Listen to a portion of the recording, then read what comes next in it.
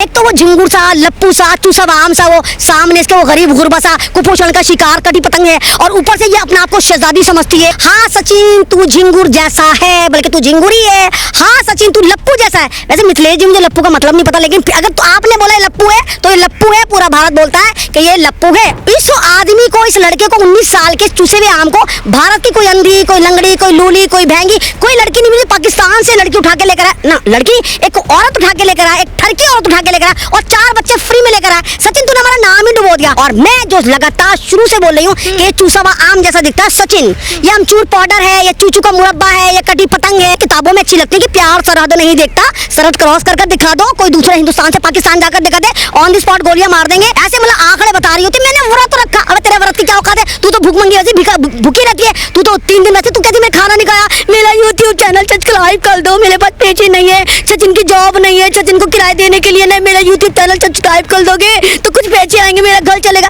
तू तो खुद ही भूखी रहती है। वो कुपोषण का शिकार है, उसको वैसे भी खाना नहीं मिलता, तो तुम्हारा तो वैसे भी व्रत ही जाते होंगे। इसकी औकात है, इसके घर में खाने को तो नहीं है, मतलब मुझे नोटिस भेजेगी। औकात है किस बात पे भेजेगी? इस बात पे भेजेगी कि पाकिस्तान के गद्दार हिंदुस्तान आ गई, इसलिए हिंदुस्तान की बेटी अमन जी को नोटिस भेज रही है। किस बात पे नोटिस भेजेगी? अरे ऊपर वाले ने भी 4 मौसम बनाया, गर्मी, सर्दी, बरसात, तो ये तो मौसमों से भी ज्यादा मोहब्बत करती है। जिस मर्द को देखती है उससे मोहब्बत हो जाती है। मेरा भारत है, कोई यहाँ पर रेवड़ियां थोड़ी ना बढ़ रही है, सब भिखारियों को उठा के यहाँ लगे बसा लेंगे। मतलब अतिथि देवो बहुत जबरदस्ती आती थी। 3 दिन का मेहमान होता है, तुझे तो 100 दिन हो गए। नमस्कार, मैं ज्योति यादव और आप देख रहे हैं उल्टा चश्मा। सीमा हैदर जो पाकिस्तान से नेपाल के रास्ते से आई थी, उनकी मुश्किलें बढ़ती दिखाई दे रही हैं, तो वहीं दूसरी तरफ वो भी ठान चुकी है कि भारत में ही रहना है, इसलिए 30 त्योहार, चंद्रयान, हर किसी के लिए व्रत रख रही हैं। इस वक्त मेरे साथ ऐमन रिजवी मौजूद है। सीधे तौर पर आप तस्वीरें देख सकते हैं, बेधड़क बोल रही हैं, और जिस प्रकार से ऐमन रिजवी सीमा हैदर की लताड़ लगा रही हैं। भले ही मिथिलेश भाटी को नोटिस भेजने की बात कही हो, लेकिन ये नोटिस से भी नहीं डर रही हैं। चलिए सीधे तौर पर बात करते हैं। क्या कहना चाहेंगे ऐमन रिजवी जी? मतलब क्या जानना चाहेंगे आप इस औरत के बारे में? अभी भी क्या आप लोग सचिन को लप्पू सा, झिंगुर सा कहना बंद कर चुके हैं या कह रहे हैं? बॉडी शेमिंग कर रहे हैं अभी भी? किसके डर से करेंगे? मतलब उस ठरकी, उस आवारा औरत कैसे कहेंगे हाँ सचिन तू झिंगुर जैसा है, बल्कि तू झिंगुर ही है। हाँ सचिन तू लप्पू जैसा है। वैसे मिथिलेश जी मुझे लप्पू का मतलब नहीं पता, लेकिन अगर तो आपने बोला है लप्पू है तो ये लप्पू है। पूरा भारत बोलता है कि ये लप्पू है। और मैं जो लगातार शुरू से बोल रही हूँ कि ये चूसा हुआ आम जैसा दिखता है सचिन, ये अमचूर पाउडर है, ये चूचू का मुरब्बा है, ये कटी पतंग है। मतलब क्या नहीं बोल सकते। मतलब एक बात बताइए, हमारा भारत जो खूबसूरती के लिए मशहूर है, हमारा भारत जो संस्कृति के लिए मशहूर है, इस आदमी को, इस लड़के को 19 साल के चूसे हुए आम को भारत की कोई अंधी, कोई लंगड़ी, कोई लूली, कोई भैंगी, कोई लड़की नहीं मिली। पाकिस्तान से लड़की उठा के लेकर आया ना, लड़की एक औरत उठा के लेकर आया, एक ठरकी औरत उठा के लेकर आया, और 4 बच्चे फ्री में लेकर आए। सचिन तूने हमारा नाम ही डुबो दिया। मतलब तूने क्या साबित कर रहा था? पबजी से लफ्जी हुआ, आप लोग यकीन क्यों नहीं कर पा रहे हैं? से लफ्जी नहीं, मोहब्बत नहीं किया। पबजी से लफ्जी नहीं होता।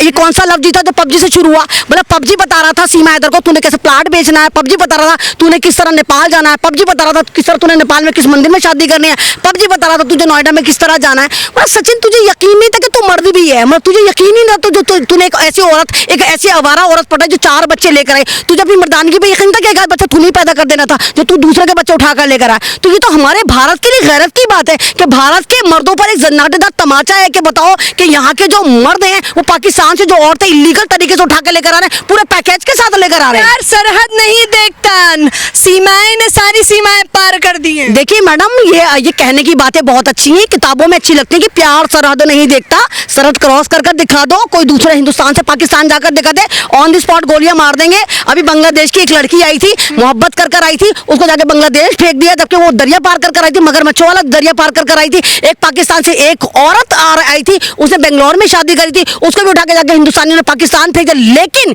इस आवारा औरत को क्यों नहीं फेंक रहा? मुझे ये समझ में नहीं आ रहा है इसके साथ क्या चक्कर है। मतलब एक तो वो झिंगुर सा, लप्पू सा, चूसा आम सा, वो सामने इसके वो गरीब गुरबा सा, कुपोषण का शिकार, कटी पतंग है, और ऊपर से ये अपने आप को शहजादी समझती है। जिस तरह इंटरव्यू देती तो ऐसे बैठती है जैसे कोई सोनिया गांधी बैठी है, कोई ममता बनर्जी बैठी है, कोई बहुत बड़े पॉलिटिशियन बैठी है।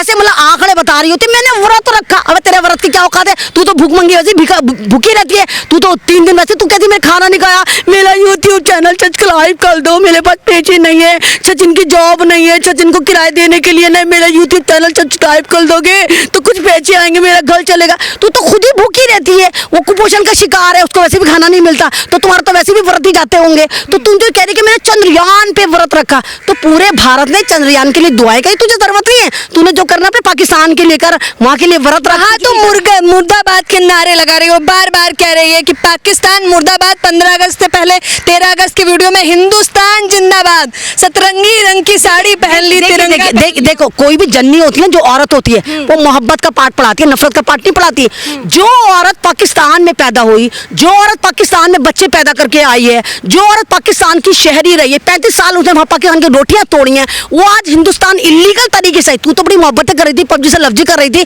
थोड़ा वेट कर लेती, नेशनलिटी लेती, तब हिंदुस्तान आती, और यहाँ पर आने का तू इलीगल तरीके से नेपाल के रास्ते तू आती है, और यहाँ पर तू सचिन के घर में घुस जाती है, और अब तेरा जो नैन मटक्का एक यूट्यूबर के साथ चल रहा है, तो बड़ी परेशान है, हमें सब पता है, तेरे सारे शजरे हमने खुलवा लिए हैं, एक यूट्यूबर के साथ इसका नैन मटक्का चल रहा है, उससे क्या आरोप लगा रही हैं आप, कहाँ चल रहा है, कहीं तो बताया नहीं। देखिए, इसको अगर सोशल मीडिया पर बेनकाब करा इस टर्की औरत को, तो वो एमन रिजवी है। सबसे पहले अगर यूट्यूब चैनल पर इंटरव्यू वायरल हुआ तो वो मेरे इंटरव्यू, और मेरे इंटरव्यू इसके पाकिस्तान में वायरल हुए, इसके पाकिस्तान के पेजेस पर चले, इसने मेरे पर लाइव करा, इसने कहा कि हिंदुस्तान में कोई एक मुसलमान लेडी है, मेरे बारे में बोले, इसने मेरे बारे में भी बोला, लेकिन नाम नहीं बोल पाई, क्योंकि नाम बोलते हुए इसकी हवा खराब हो रही थी। इसको लग रहा था कि कहीं एमन रिजवी वहीं आके इसको उठा के एक ऐसी किक मारे कि पाकिस्तान में जाकर गिरे। इसने नाम नहीं लिया, इसकी औकात ही नहीं कि मेरा नाम ले दे। अतिथि देवो भव के देश में रह रहे एक अतिथि आया, गले लगाइए उनके वकीलों को बुला के यहाँ पे बसा लेंगे क्या? मेरा भारत है, कोई यहाँ पर रेवड़ियां थोड़ी ना बढ़ रही है, सब भिखारियों को उठा के यहाँ लगे बसा लेंगे।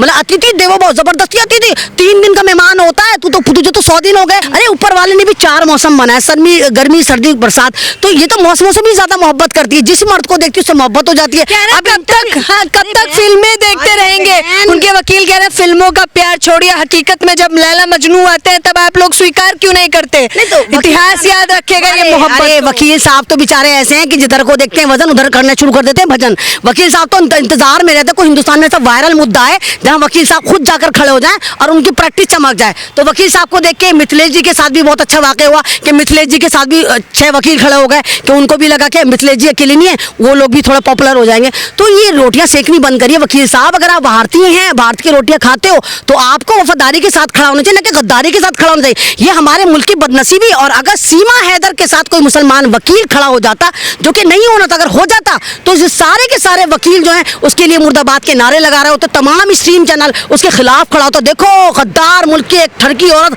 पाकिस्तान से इलीगल तरीके से आई और मुसलमान इसको समर्थन दे रहे हैं। लेकिन यहाँ पर देखिए जो वकील साहब हैं, आपकी बड़ी गलत बात है। वकील साहब अच्छे खासे उम्र दराज हैं, आपको अच्छा बुरा सब पता है, चमकने के चक्कर में आप गद्दारी का साथ मत दीजिए, आप वफादारी का साथ दीजिए। संजू मंजू, मैंने आपके चैनल से पहले ही बोला था, संजू मंजू जो भारत की बेटी थी, जो भारत से लीगल तरीके से गई थी, आपका तो था, आपकी तो बेटी जैसी थी। आप तो संजू से कांटेक्ट करते, संजू मंजू से कहते मेरे बच्चा, मेरा पुत्र, तुझसे गलती हो गई। तो सीमा कह रही थी सचिन है जो जिंदा है, वरना कोई और लड़का होता तो टूट जाता। इतना प्रताड़ित किया है आप लोगों ने। तो जाहिर सी बात है, एक कुपोषण का शिकार है, वो तो टूटा हुआ है, टूटी हुई चीज नहीं टूटेगी, कटी हुई पतंग वो तो गिर गई, और कहाँ गिरेगी जाकर? एक चुसा हुआ आम है, वो तो पड़ा हुआ है, उसको क्या पता?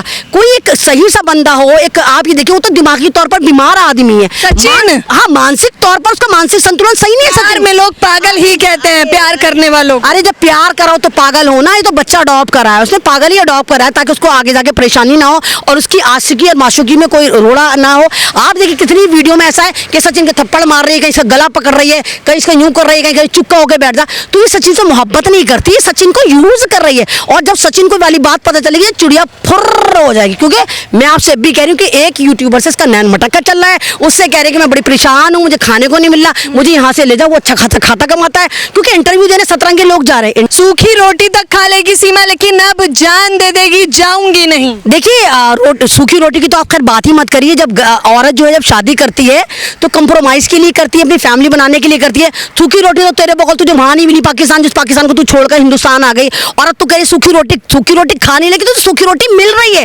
जब तो खुशामदे कर रही है, मेरे सचिन ने यूट्यूब चैनल बनाया है, यूट्यूब चैनल को सब्सक्राइब करो ताकि मिलेगा सीरियल में कुछ होती है, लेकिन क्योंकि ये चैनल्स पे बैठ रही तो इसके अंदर एक एटीट्यूड आ गया। ये अपने आप को सोनिया गांधी समझ रही है, ये अपने आप को ये समझ रही है कि मैं कहीं की सीएम हूँ, चीफ मिनिस्टर हूँ, मैं कोई हीरोइन हूँ, मैं कोई ऐश्वर्या हूँ। तो ये अपने आप को इज्जत समझ रही है। अबे हिंदुस्तान में मुद्दे जब तक चलते जब तक वायरल हो जाता है। जब तेरे से बड़ा कोई मुद्दा आ जाएगा, तुझसे भी कोई भगोड़ी हिंदुस्तान आ जाएगी, तो तुझे लोग कहाँ पर दफन करेंगे तुझे खुद नहीं पता चलेगा। कहना सीमा की वजह से महिलाएं अब स्वतंत्र रूप से प्यार को स्वीकार कर पा रही हैं। देखिए ये इसको आजादी नहीं कहिए, आप ये कहिए कि सीमा हैदर की वजह से पूरे भारत की संस्कृति में जन्नाटेदार तमाचा मारा गया और एक औरतों की गरिमा को बहुत ज्यादा बदनाम करा गया। अब लोग डरते हैं, भाई लोग डरते हैं, पति लोग डरते हैं, बाप लोग डरते हैं कि कहीं हमारी बेटी भी इस आवारा सीमा हैदर की तरह ना हो। लोग डरते हैं, बाप डर रहा है, बेटा डर रहा है, भाई डर रहा है कि कहीं सीमा हैदर की तरह हमारी बेटियां या हमारी बहुएं या हमारी पोतियां जो हैं आवारा ना हो जाए। इसकी वजह से हिंदुस्तान के कल्चर में औरत पे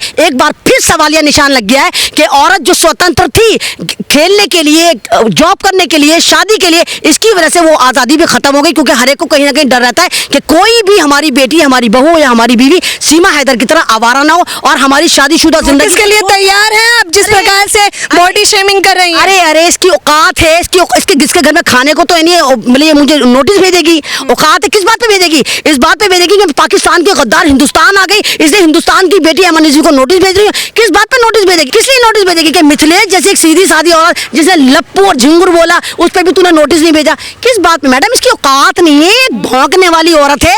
ये कुछ नहीं करेगी, सिर्फ ये नैन मटक्के करेगी और नए आशिक की तलाश करेगी। और जब तक इसको नए आशिक नहीं मिल जाते, जब तक इसका यही ड्रामा चलता रहेगा। तेरे को नोटिस भेजूंगी, मेरे को नोटिस भेजूंगी, औकात नहीं कि किसी को नोटिस भेजे।